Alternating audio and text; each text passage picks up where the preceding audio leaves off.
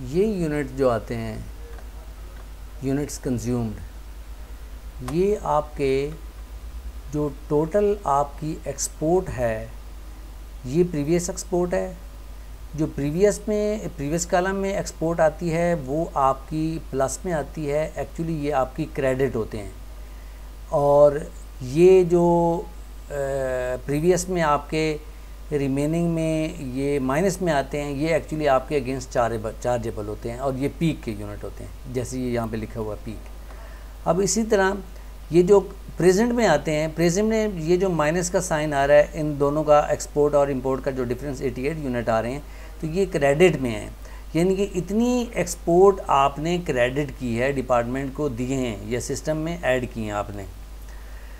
अब ये जो 203 यूनिट हैं ये पीक आवर्स के हैं और ये आपके अगेंस्ट चार्जेबल हैं, इनका बिल आपने देना है।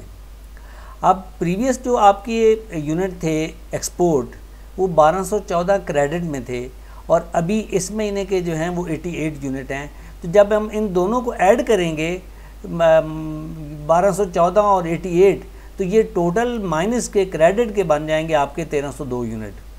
अब इसी तरह आप पीक पे आ जाएं तो पिछले 2 महीनों में जो आपके अगेंस्ट चार्जेबल पीक है वो है 1006 यूनिट और इस महीने के जो चार्जेबल हैं पीक यूनिट वो हैं 203।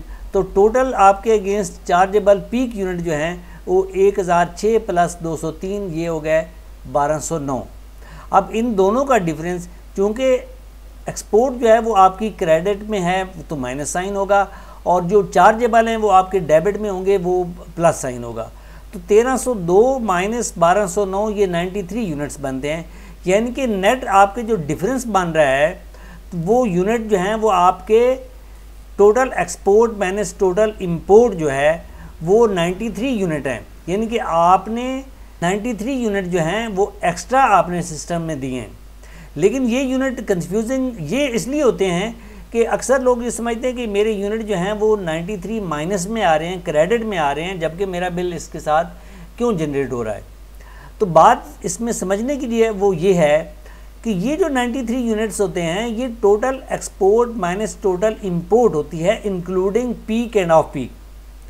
अब देखें ये यूनिट जो हैं ये 1209 यूनिट आपके पीक के हैं और ये यूनिट जो हैं ये आपके ऑफ पीक के हैं, क्रेडिट के। अब इनका रेट और है, इनका रेट और है, तो ये जो डिफरेंस आता है ये total export minus total import होता है, ये जो नेट डिफरेंस यहाँ पे आता है। अब इसकी वजह से आपका जो एफसी चार्जेस होते हैं या फिर आपके जो क्वार्टर टैरिफ के चार्जेस होते हैं वो इसकी वजह से आपके चार्ज नहीं होते। अब ये जो डिफरेंस है नेट यहाँ पे जो आता है ये net difference in total units का आता है। अब ये देखें यहाँ पे जो 1209 यूनिट हैं ये आपके पीक आवर्स में आपने यूज़ किए हैं 3 महीनों में। तो 3 महीनों में आपने जो पीक आवर्स में यूज़ किए हैं तो इसका रेट बनता है 33 रुपये और 23 पैसे। जब आप इसको मल्टीप्लाई करेंगे तो ये बनेंगे 40,175 रुपये और 7 पैसे। अब 1302 यूनिट आपने सिस्टम को एक्सपोर्ट किए हैं तो ये आपके क्रेडिट होंगे और इस क्रेडिट का जो रेट है जो डिपार्टमेंट आपको एक्सपोर्ट पे क्रेडिट करता है वो करता है, या आपसे जो बिजली ख़रीदता है वो ख़रीदता है 19 रुपये और 32 पैसे में। अब 1302 यूनिट आपने एक्सपोर्ट किए थे और इसका रेट आपको दे रहे हैं 19 रुपये 32 पैसे, तो ये अमाउंट बन गई 25,154 रुपये और 64 पैसे। जब आप इन दोनों का डिफरेंस निकालेंगे तो ये आपका 15,020 रुपये और 43 पैसे बनते हैं। ये जो है ये अमाउंट आपकी नेट जो है ये चार्जेबल है, ये यहाँ पे आ जाती है, ये आपकी जो कास्ट ऑफ इलेक्ट्रिसिटी में आ जाती है 15,020 रुपये।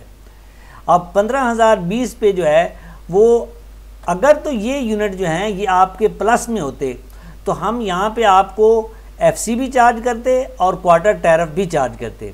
अब चूँकि आपके ये यूनिट क्रेडिट में हैं तो हम आपसे एफसी और क्वार्टर चार्ज नहीं करेंगे। अब आगे इसके पे ये जो आपकी कास्ट ऑफ इलेक्ट्रिसिटी है इस पे 17% जो है वो आपको जीएसटी देनी पड़ेगी।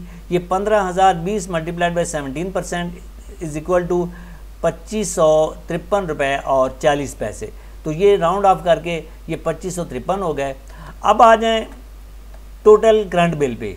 अब टोटल करंट बिल जो है वो इन सब का टोटल है, यानी कि कॉस्ट ऑफ इलेक्ट्रिसिटी का, जीएसटी का और टीवी फीस का। जब आप इन तीनों को ऐड करेंगे ये 17,608 बनेगा। तो करंट बिल आपका बन गया 17,608 रुपये। और जो एलपी सरचार्ज होता है वो कास्ट ऑफ इलेक्ट्रिसिटी जो होती है उसका 10% होता है कि अगर आप विद इन डेट जमा ना करवाएं तो आप कास्ट ऑफ इलेक्ट्रिसिटी का 10% जो है वो आप as a LP surcharge, late payment surcharge आप जमा करवाएंगे। तो जब हम इसको ऐड करते हैं तो ये टोटल आफ्टर ड्यू डेट जो है वो 19,110 रुपये बनते हैं। उम्मीद है आपको इस कैलकुलेशन की समझ आ गई होगी।